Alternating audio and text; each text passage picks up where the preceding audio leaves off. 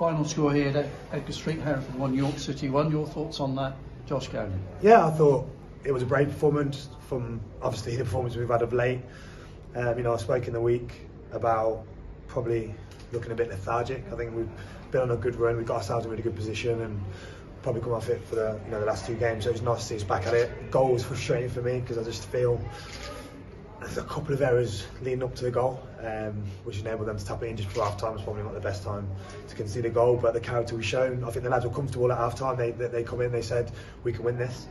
And we went out second half, and what we did do is churn out the same product we did in the first half, and we kept going, we kept knocking on the door, and eventually we got just rewards. Given that York came in full of confidence, you must take heart from that. They're a good side, they're big, strong, physical. John Askey gets his side set up, they work hard for him. Obviously they had Big Lenny up top, and they've got Akil right at the back, and they're a big physical side, so we knew we had to stand up to that first and foremost. We made a little tweak in our midfield just to deal with the balls in. I thought Luke was excellent today, and I thought for me Ben Pollock was man of the match. I think he dealt with Lenny really well. He was strong, he was physical with him, and that's probably the best I've seen him, so I was really pleased with that. You brought obviously Christian Pearce back in after suspension and Brandon Hall back in goal. What's the thought process there? Yeah, I had a chat with Jamie. I just feel with someone with the experience of Lenny, I think we've played against 2 strikers probably the last couple of weeks, with Ben and Jamie have not struggled, but the physicality side of things, sometimes you need an experienced centre half like I was, just to talk you through it, and little nuances, whether it's feet around or getting up early and those kind of things. And I think Christian gave us that. I spoke to Andreas about the situation, and you look at, we've lost a spine of the team in a week, and then obviously Skip's gone out as well. So you're looking at it, you're thinking, well, we've got Chief back, we've got Miles back in, and then all of a sudden, we want to bring our keeper back in just to get that spine back.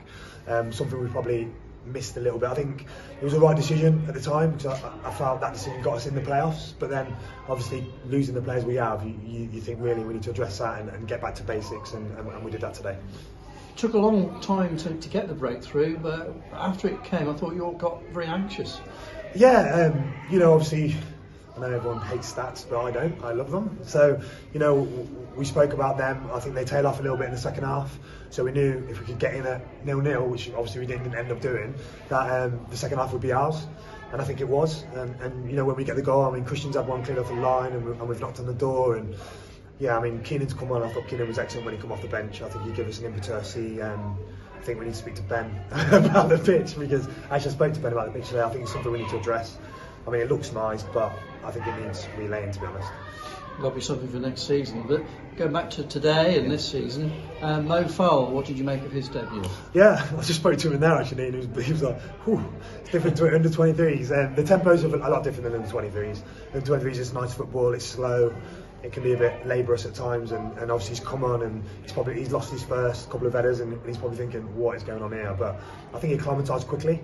And then he became a threat, a real threat. And you stuck Towie in a bit more in the 10 role, and he played off him well. And I just felt there was only going to be one team to win it. Given his target man, and we know what Leamington are like on their pitch, he may start next week. You're trying to get my team away before we play them. Now we'll have a look at it. Obviously we brought him in. It's an area that we wanted a bit more strength in, and strength and depth in that area. So he's come in, he's done excellent. Obviously we've got to thank West Brom for letting us have him, because we played in a beyond closed door game, and he played, and he was excellent. And he's a young lad. He wants to impress. He played in the Arsenal game in the cup, so he's got a bit of pedigree about him, and he'll be a real good asset for us. And moving on, now you've got just 12 games to go. Important you turn what could have been a win today into wins from now on in. Yeah, this was a must. Well, I said to the lads at the end, it was a must not lose game for us. We obviously wanted to get something out of the last 2 who were around us, and we didn't. So it was a must not lose game. I think they've won 7 on the bounce, so it was always going to be a tough game coming into it. But we knew we had to be solid, organised, and we had to take something from the game, and we did that. But now we've got a run where we need to start kicking on now and really cementing those places. Thanks for your time. Cheers, thank you.